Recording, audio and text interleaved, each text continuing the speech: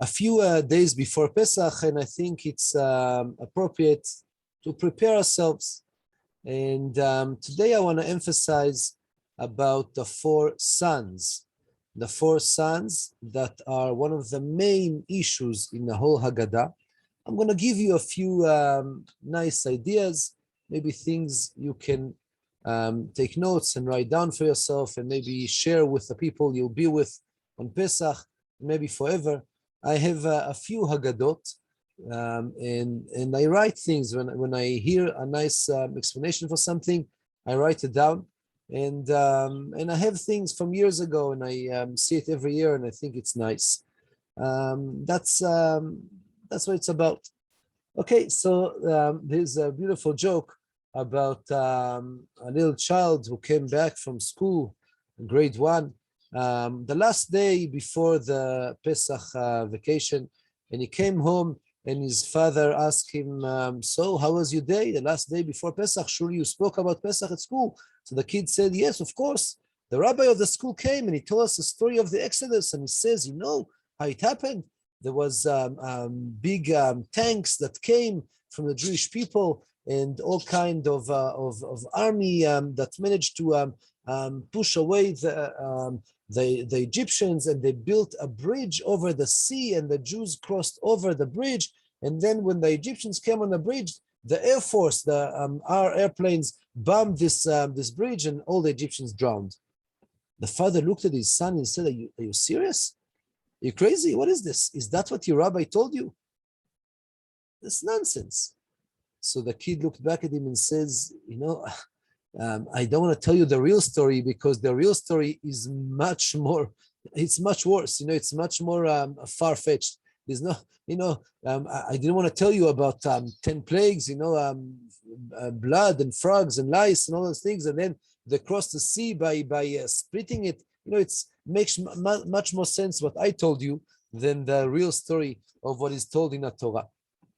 So that's a joke that is very, it's saying a lot, because we you know, reality is greater than all imagination, and the movies can be taken from that, and because it's really beyond everything, and we have to tell and retell that story. And that's the book for that night, is called Haggadah. Haggadah, lehagid, means to tell, to go over, to review, to repeat. That's what we must do. We have to read the Haggadah, and the halacha is actually a mitzvah from the Torah. We have to eat certain things that night. We have to eat the bitter herb, the maror. We have to eat matzah, right? Pesach is 7 days, but only the first night we have to eat matzah.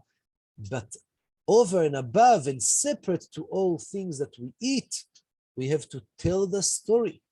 And the halakha teaches us that if you have children, you tell your children. If you don't have children, you tell your wife. If you don't have a wife, you tell yourself. You have to tell yourself the story of the Exodus. And that's how it works. And the Haggadah is talking about 4 sons. One is wise, one is wicked, one is, I don't know what they call it, innocent or naive, and the 4th doesn't know how to ask. These are the 4 sons that we have at the Haggadah. And you know, the Torah doesn't let us off easily. And I don't know how many of you have children or involved with children or whatever, but we have to face it.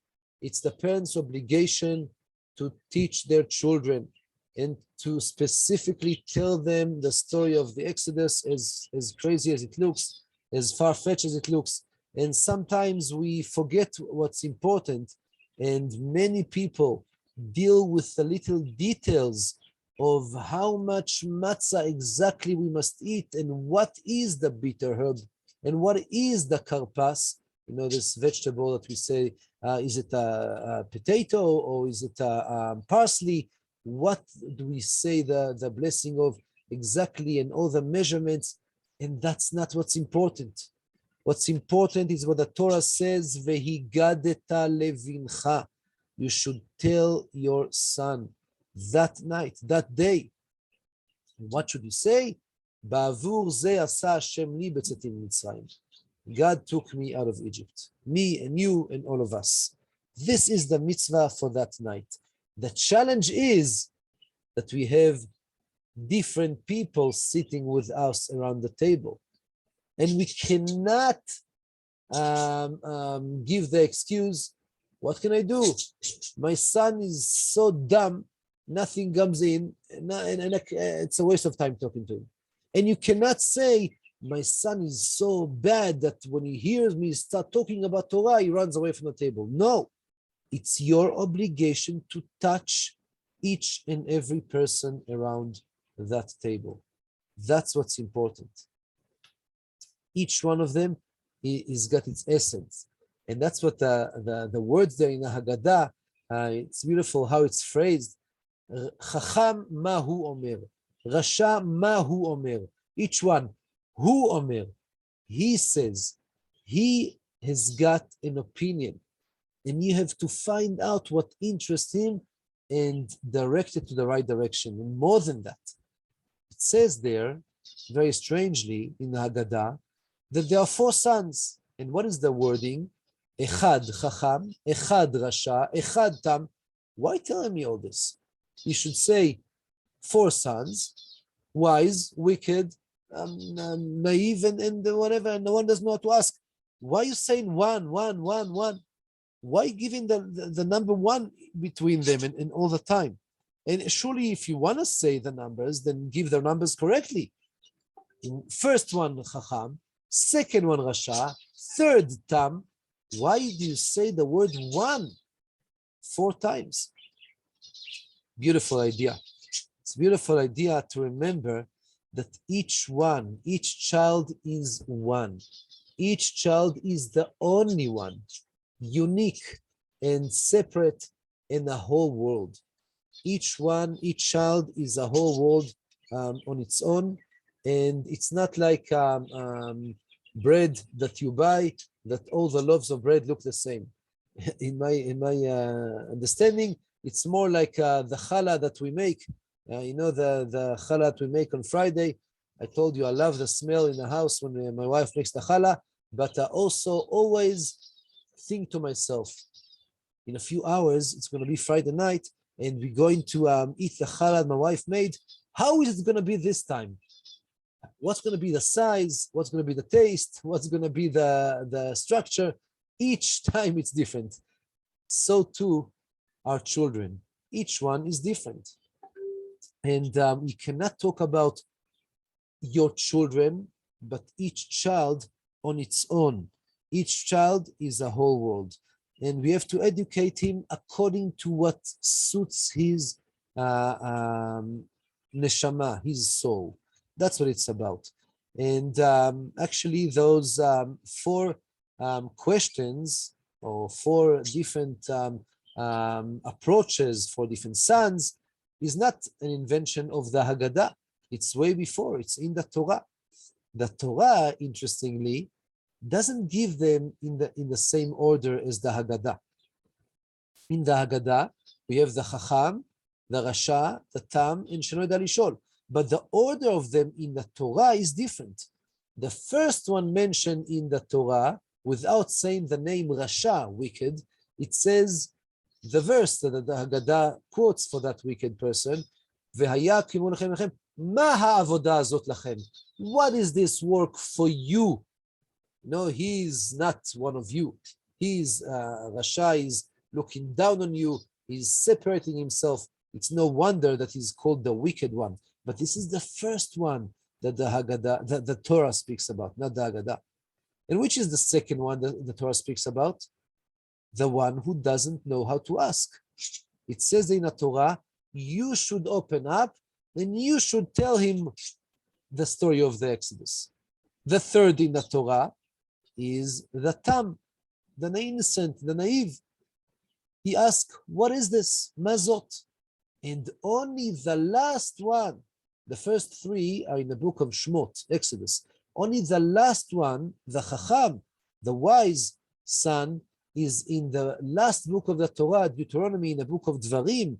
He is the one who's asking, Ha'edot, Hachukim, Mishpatim, give me the details. Give me all the laws. I want to know exactly what to do.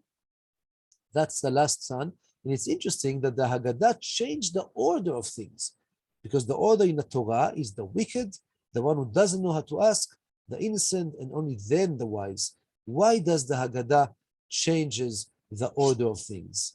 So you could say that maybe the Haggadah was looking at the extremist first. On one extreme, we have the Chacham, he's first. And on the other extreme, we have the Rasha. That's the second one, is the wicked one. And then in between are those. It's an optional answer, not so strong. Another option, maybe we can say that the Haggadah give us the sons in order of their, I would say, wisdom. The Chacham is the most wise one, but the Rasha is not the least. The Rasha, the wicked son, he knows what he's doing. He knows where he stands. He understands. He's got the background. He knows what to ask because he knows what he doesn't want to do. That's much better than someone who is just doesn't care. So very shallow, he asks, what is this that you're doing? Or even more so than the son who doesn't even show an interest. He's not even asking the question.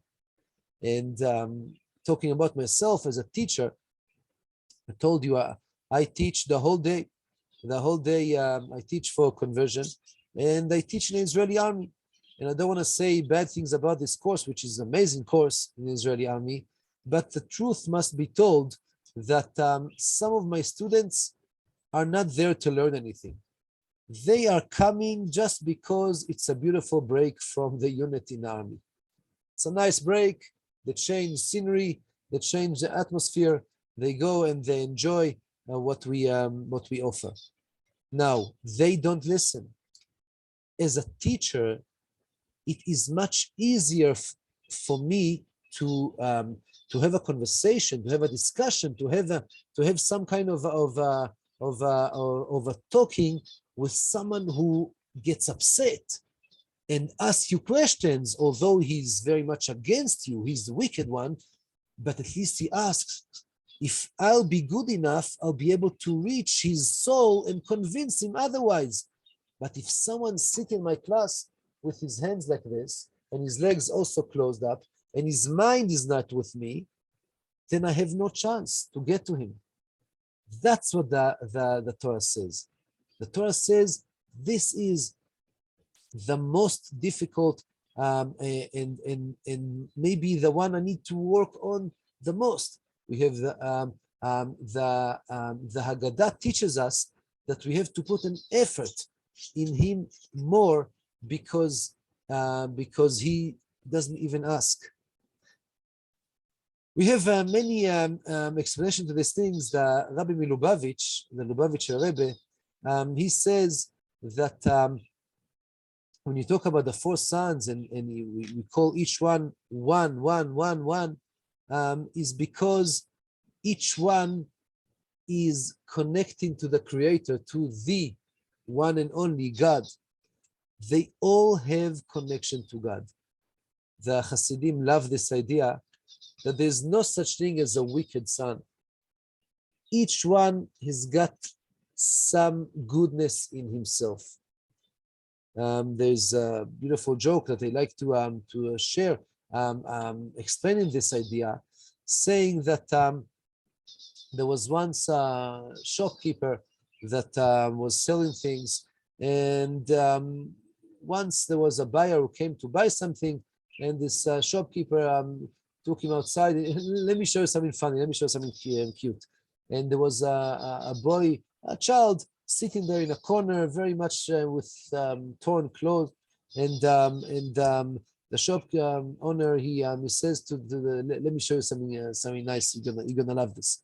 And he takes out $100 note, and he takes out a coin of whatever, a quarter, like 50 cents, whatever, and he asks this child outside, what would you prefer? What do you want? I'll give it to you. and the child jumps on the coin and he takes it, and the shopkeeper is so happy to show, oh, look how stupid this boy is. Now the buyer was more clever than that, and he says to himself, but it doesn't make sense. He doesn't look like a stupid boy. So afterward, when the shopkeeper left, he asked the boy, why did you go for the coin? So the boy said to him, you don't understand. Every few minutes, another buyer comes and he does this trick with me, and so far earned hundreds of dollars just by showing as if I'm stupid, while actually, if I would take the $100 note, it will be once off and I will kill his joke and he will go away. So who's more clever here? And that's how it is with our children as well. There is no such thing as someone who's wicked, as someone who's stupid. There's no such thing. Even in the Torah, we find it that Esav, the only person in the Torah, we call him the wicked Esav. He did terrible things. He was prepared to go hunting and he would kill people on the way, and we would go with hunt women, whatever he did bad things. And yet his father didn't give up. His father Yitzchak believed in him. And so Esav showed his beautiful sides, although not such a big, but still, he's got some positive sides to him as well. And we see honoring his parents was a big thing for him. And Esav went and he dressed up nicely before he went to his father, and he gave him food, and he was he really showed his blind father lots of respect. So each person in the world, there's no such thing as someone who doesn't have any goodness in them. And that's what the Chassidut like to emphasize, that there's no such thing as a person. So how are you going to ask me? But the Haggadah says that had he been there, that wicked person, had he been in the time of the Exodus, he wouldn't have come out. He would be one of those people who died during the plague of darkness. I don't know if you know, but the rabbis teach us that maybe 4/5, right? 80% of the Jewish people did not come out of Egypt because they didn't deserve to come out of Egypt. And they died during the plague of darkness. So the Jews won't be embarrassed that so many of them died, so the Egyptians won't see it. He would be one of those, that wicked person. So how would you explain that? The rabbis explain that no, there's a difference. We talk about those who, the time of the Exodus, it's before receiving the Torah, before you learned what it means to be a Jew, before your neshama, your soul connected to God, and therefore then you wouldn't survive. You wouldn't be merited to leave Egypt. But nowadays, everybody is came out of Egypt and received the Torah, and we all have this background and this collective memory with us. And so today, no one would have been killed. We still have to make an effort with those children. I would like to make this idea even deeper by saying the Kabbalah explained that we drink 4 cups of wine. Why? Each cup for each one of the sons. And so the first cup of wine in order of the Haggadah, the wise son. The second cup for the wicked. The third for this naive and innocent. And the fourth is for the one who doesn't know how to ask.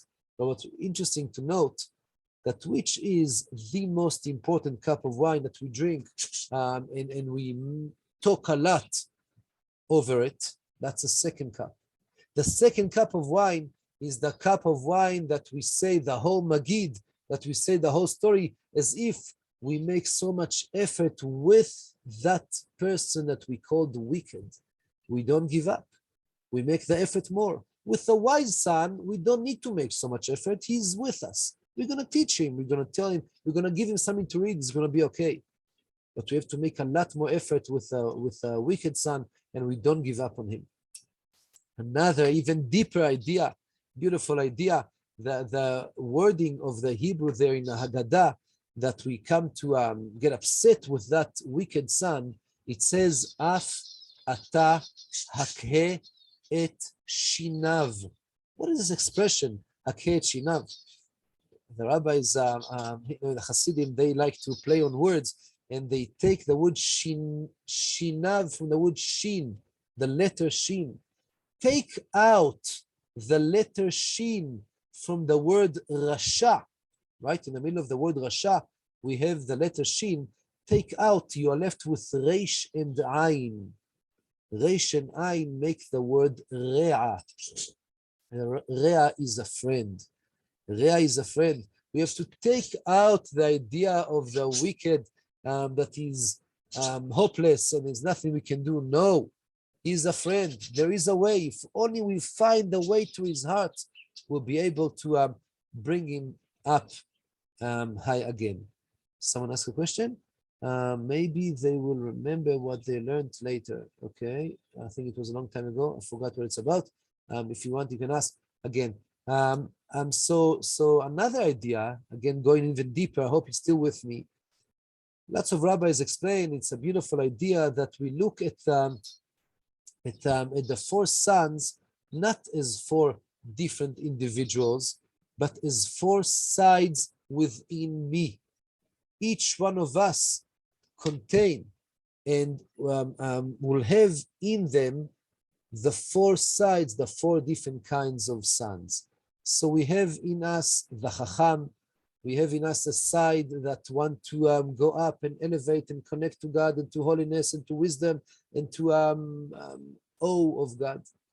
And we also have the side of Rasha, unfortunately, the wicked that shouts, what is this work you do? We sometimes look down at the different people in the way they do things, and Jewish people that whatever they do, we look down on them. And we have the side of the Tam that is in a way disconnected, not really knowing what's happening. And even worse than that, we have the one who doesn't even know how to ask. We don't even connect at all. These are the four sons that are actually four sides of our soul. And it's very superficial, if it's very shallow to think that each one of us is one son. And if only I know this idea, I didn't know this when I was a child, I was very insulted. And I don't know if you know, but many people's custom is to read the Haggadah in the order of the people sitting there. So each one reads a part. And it happened to be that it was my part to read the Rasha, the wicked son. And I was insulted. What is this? That's what they think of me. That's who I am. I was young. And if only I'd known that there's no such thing as wicked, we all have everything inside us. Rasha and Chacham and all together. That's another beautiful idea. And so it's all represented between us, and we shouldn't be. Don't take this nonsense. Someone looks to you as if he's such a big righteous person. No such thing. No such thing as wicked. So no such thing as righteous. We all have all options within us, and it's again another beautiful idea that I like. On Pesach, in a way, we push away that wicked son. But on Sukkot, we also have a similar idea of talking about the different kind of Jews. I don't know if you know, but the four species on Sukkot, I don't know if you remember, represent the different kind of Jews. We have the Lulav and Etrog and Hadass and Arava. The Etrog, the citron, that represent people among the Jewish people that have Torah and good deeds. Then you have, because it's got a smell and a taste. Then you have the Lulav that represent the people with Torah but no good deeds. That's the palm tree that came from the date. It's got a taste but no smell. Then you have the Hadass, and it's got a smell but no taste. These are the people that have good deeds but no Torah. And then you have the willow, Arava, that's got no good deeds, no Torah. It's got no smell, no taste. It's actually dry out so quickly. On Sukkot, we are taught we don't give up on anyone. Because if, let's say, the Arava, we push away, then you cannot say the bracha. We have to combine and bind all four of them together. And only when all four are there, we can say the blessing. as opposed to that on Pesach we push him away. Why is there a difference? If you think about it, what comes between Pesach and Sukkot? Rosh Hashanah Yom Kippur. On Pesach, they're still wicked. But on Sukkot, it's straight after Rosh Hashanah that they did Shuvah, they repented, they came back. So there's no such thing as wicked. Maybe he doesn't have good deeds, maybe he didn't do mitzvot yet, he doesn't have the Torah, but we bind them together because he's one of us, because he came back. That's another beautiful idea that we have. And so when we say to the wicked, if you were there, you wouldn't been redeemed. That's probably for then it was relevant, but not now, not for now. Interesting to note that there's a beginning sentence before we speak about the 4 sons. It says there, Baruch hamakom, Baruch hu, Baruch shenatan Torah lamo Yisrael, Baruch hu.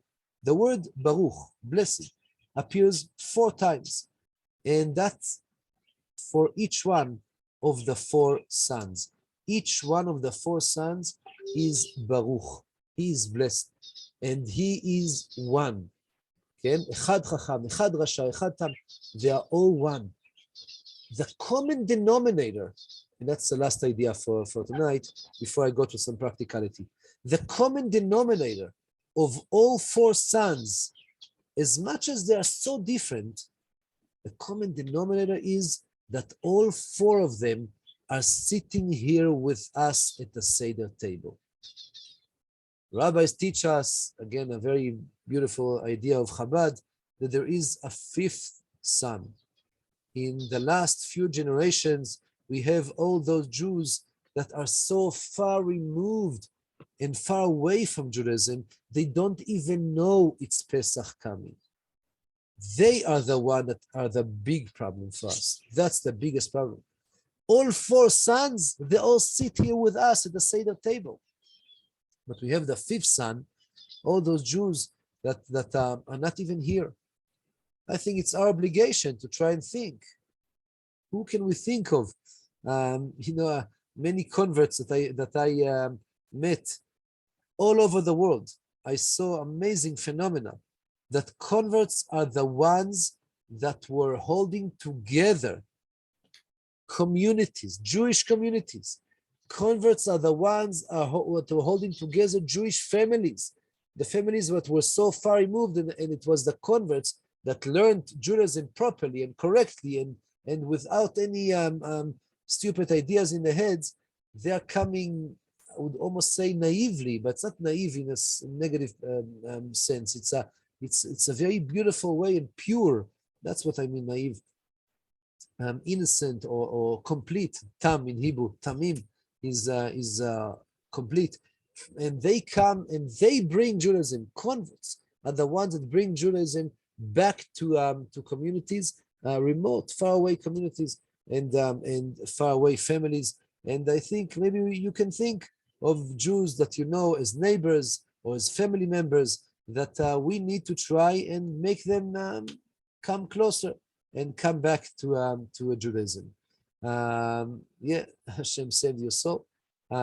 It's true, you were all at Sinai, and now you're coming back. So these are the 4 sons, and I'm going to leave the last few minutes of my lesson to talk about practicality of what's coming up. And if you have any questions, please don't hesitate to ask about what we spoke about and what's coming up. I'm sorry, Rabbi. Yes. It's Zvi. But I have a request, not a question. Yeah. I just hear, I'm not in Israel, and I'm listening to your lesson, and just I saw now, because my son is in Tel Aviv, there was a terror attack in Dizengoff in a few locations, and people got heavily injured or died. And this is group of converts, and you, Rabbi, maybe we can, 1 minute, just one chapter for Tehillim for them. What? Wait, what? Yeah. I'm just hearing of this right now. Wait, what? No, because I'm in the wait, what? Let me explain before you get crazy. If you were my God. If you were to come on time for our lesson, then we started with that. We spoke about the unfortunate shooting that happened in Tel Aviv. And we Yeah. said we're going to learn Torah. We're going to learn Torah now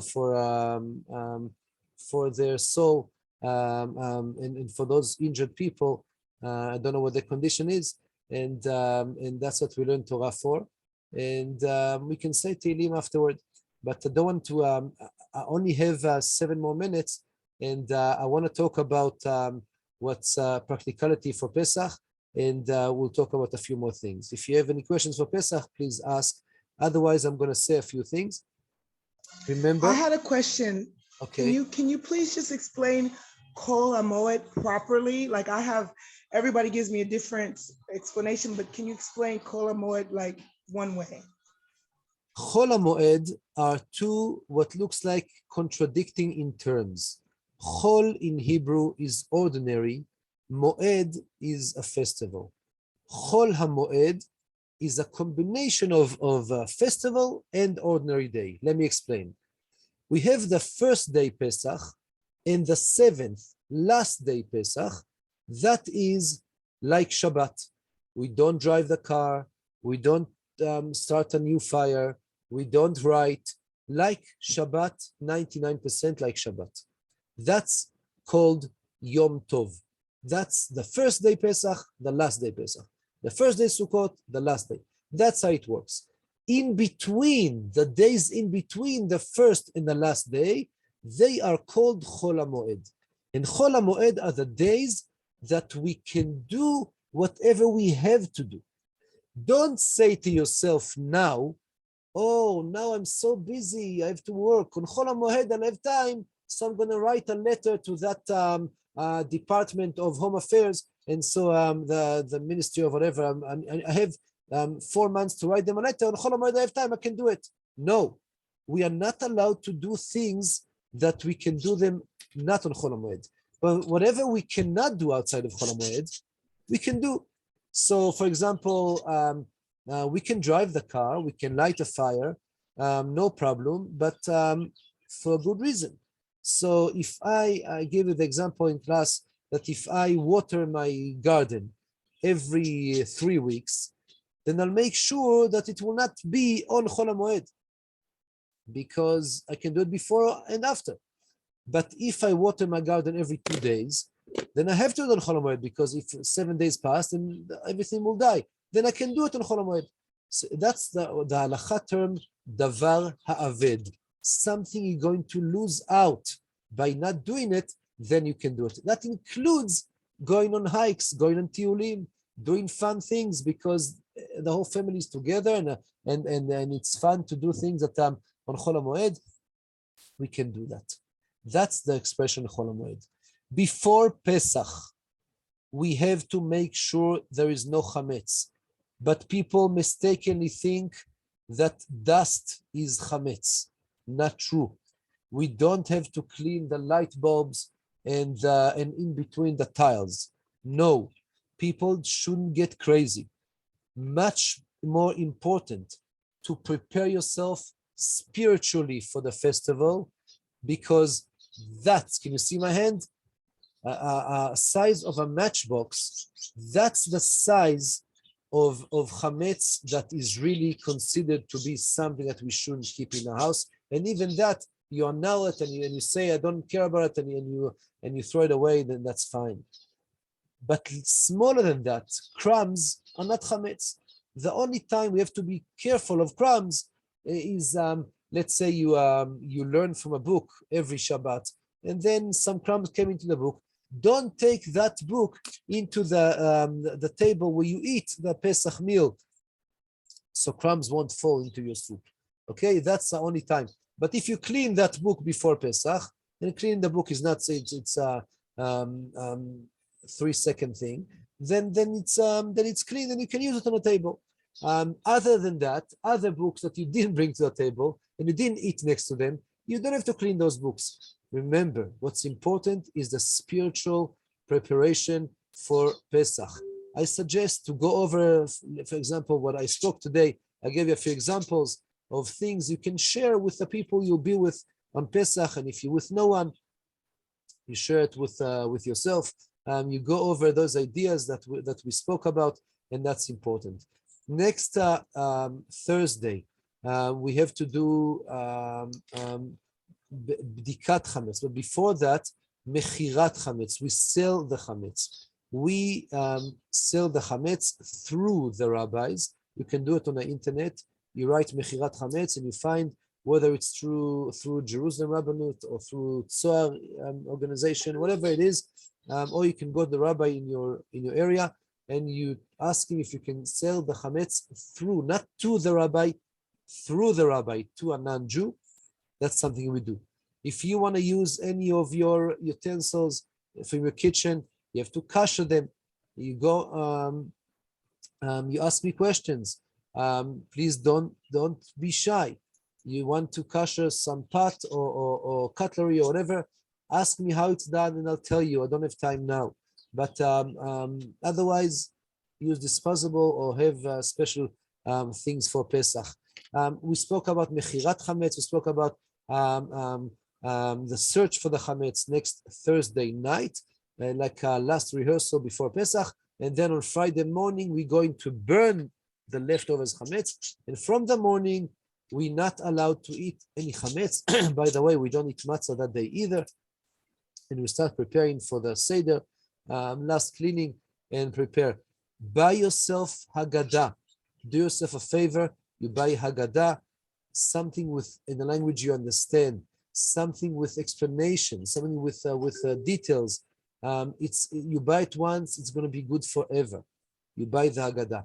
If you do the Seder yourself, I can send you a list of the things you need to buy before Pesach, like the wine and the charoset and the chazeret and the maror and whatever, all those things, and the salty water, all those things we need to do and to keep them.